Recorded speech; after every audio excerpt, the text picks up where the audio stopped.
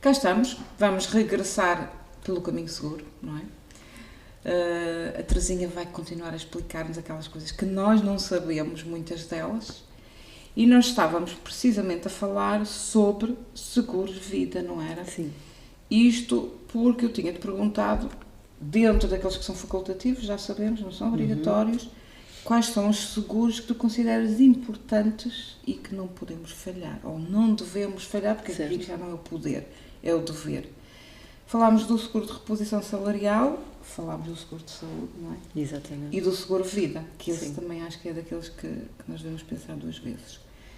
Tem mais algum que tu aconselhas? Estávamos a falar do período em que eu trabalho e preciso de... E quando eu estiver assim já reformado. Pronto. E tal? Eu só queria dar aqui um passo atrás que era importante e relevar aqui naquilo que é o seguro de vida.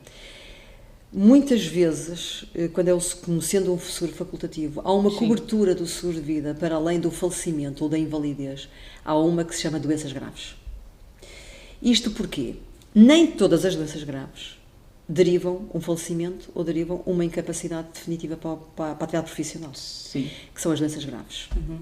E as doenças graves o que faz é uma coisa específica. É uma coisa específica, que é, normalmente algumas seguradoras têm essa cobertura no seu seguro de vida e dependendo das doenças graves, eu vou dar um exemplo, um AVC, um infarto, um problema oncológico, um transplante de órgãos, por exemplo, muitas das vezes, esse tipo de situações, muitas das vezes não nos deriva propriamente naquilo que é uma invalidez ou um falecimento.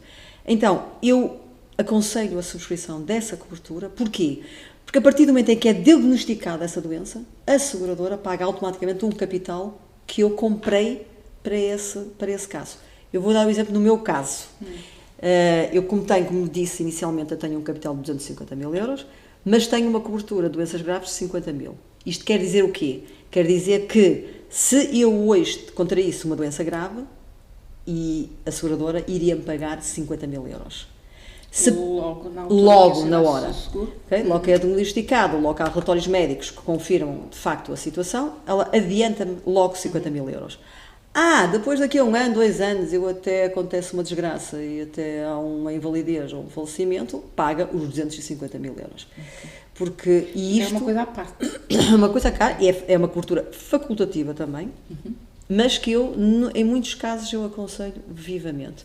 Eu posso contar aqui uma história que aconteceu antes do Covid, com uma senhora que era formadora, precisamente, em Lisboa, e ela teve um cancro da mama.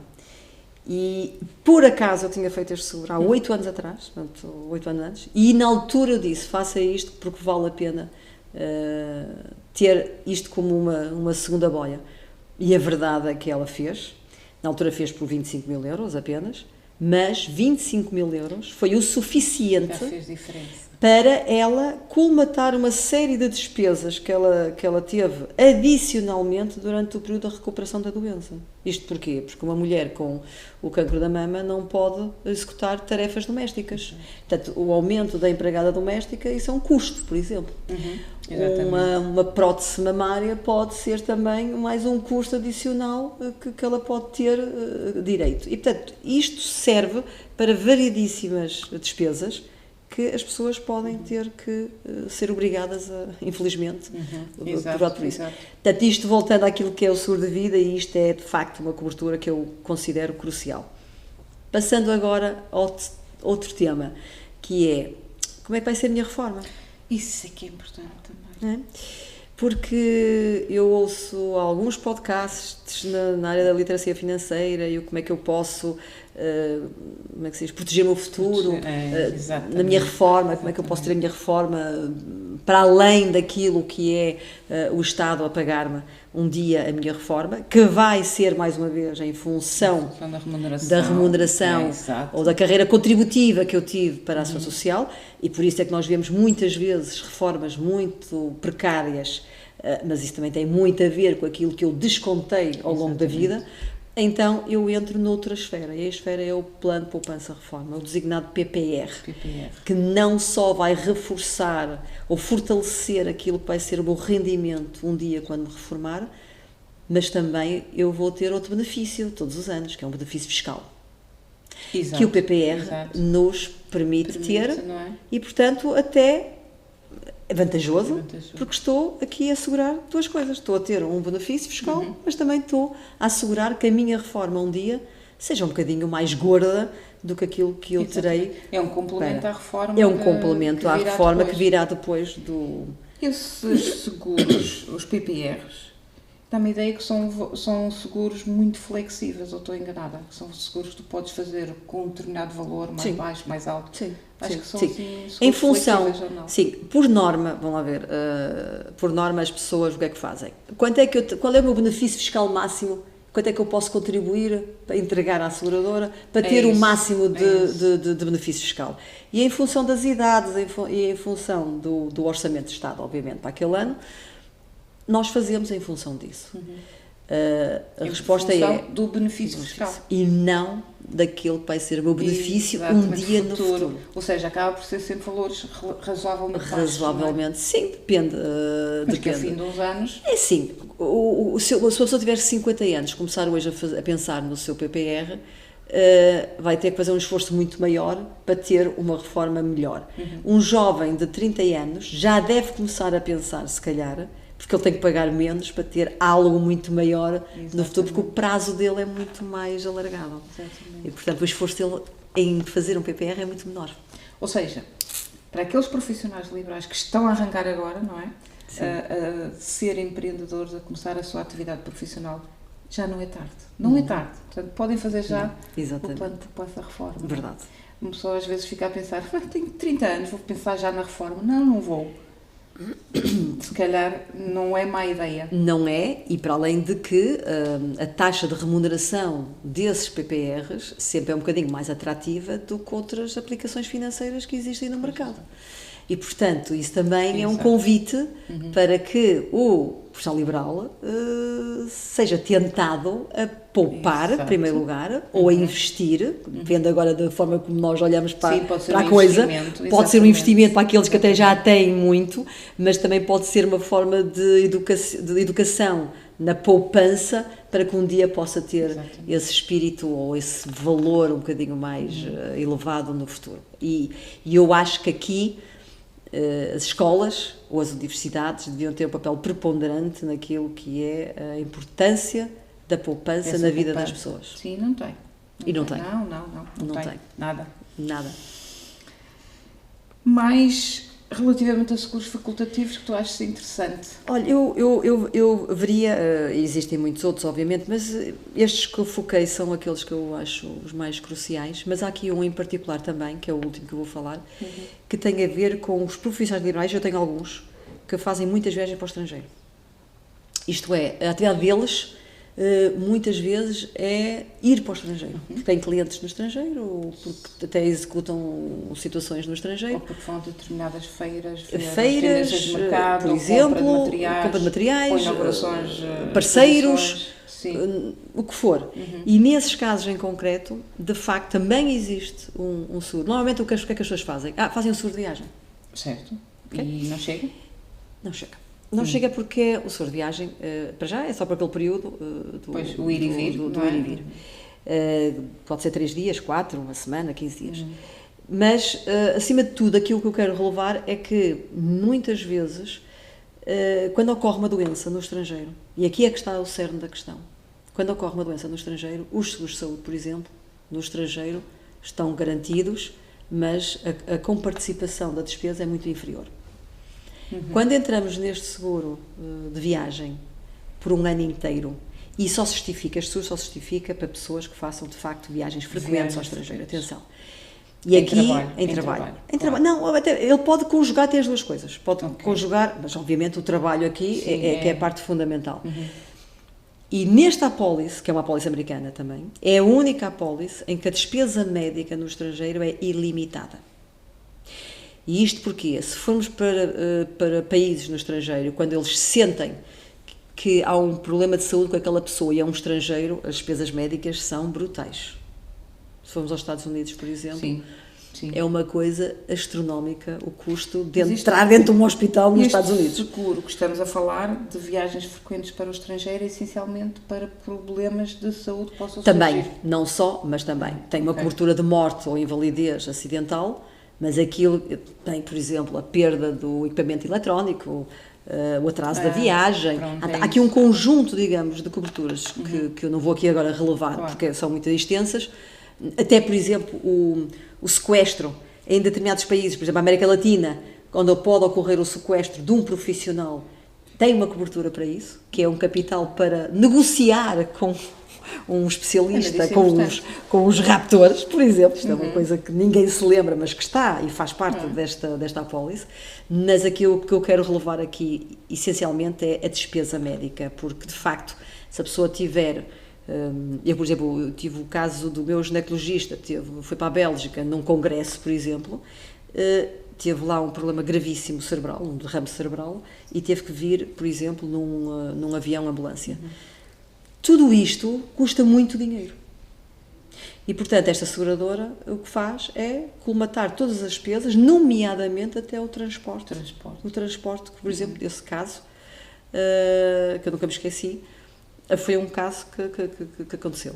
Seguradora estrangeira, dizes tu? É uma seguradora estrangeira, com quem eu também opero, que também é a mesma que faz, por acaso, o seguro da reposição salarial. Estamos a falar de coisas muito específicas, muito especializadas. Exatamente. E que, de facto, grande parte das pessoas desconhece por completo esta realidade. E aconselho nesses profissionais, que só se justifica quando fazem mais que 4, 5, 6 viagens por ano para o estrangeiro, que justifica fazer isto. Mas ele existe. Okay? Então tu trabalhas com várias seguradoras todas estrangeiras de todo o mundo. Todas. Em áreas muito específicas que não se encontram muito frequentemente também, não é? Não. E isto são o que nós chamamos os nichos de mercado. Ok, ótimo. Não é? Quando entramos num nicho ou no universo do profissional liberal, há muita coisa a contar a este profissional. Exatamente. E aqui é fazer... Também é muito desconhecido, às vezes. É muito desconhecido. E aqui eu gosto de... eu acho que o papel do mediador de seguros, que é o meu papel, tem que ser mais para além de um mediador. Tem que ser o consultor, tem que ser o aconselhador, porque... E temos que provar ao profissional liberal, ao cliente, de que forma é que estes seguros podem ter um grande relevo naquilo que é a sua vida profissional e pessoal. Sim. Mas isto é o impacto que nós temos que fazer, é um exercício. E muitas das vezes eu não estou a vender, eu só estou a fazer perguntas. Exatamente. Às vezes num diálogo que eu estou... perceberes o que é que será como já aconteceu contigo. Já te fiz uma outra pergunta que provavelmente tu, passado 2 dias, lembraste da pergunta que eu fiz e que pensaste, realmente faz sentido aquilo.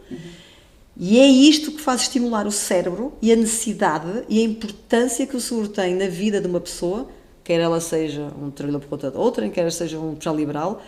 É assim que nós temos que estimular. Isso é quando tu descobres que te faz falta uma coisa que tu não tens e que nem fazias ideia que não tinhas, quase. Não é? E assim, e vamos lá ver, e a vida é tão atribulada durante o período em que nós trabalhamos, nós nem temos tempo a pensar. Não temos. Não, e nesses casos temos que contactar com quem pensa esses assuntos e com quem nos pode ajudar a pensar esses assuntos. Mas repara, eu na minha vida profissional, eu costumo dizer, nunca vendi nada. Eu quando conheço pessoas novas, e às vezes até o tema aparece de uma forma muito natural, lá está, eu levanto as tais perguntas. Sim. E essas perguntas, um dia mais tarde, as pessoas vêm-me contactar.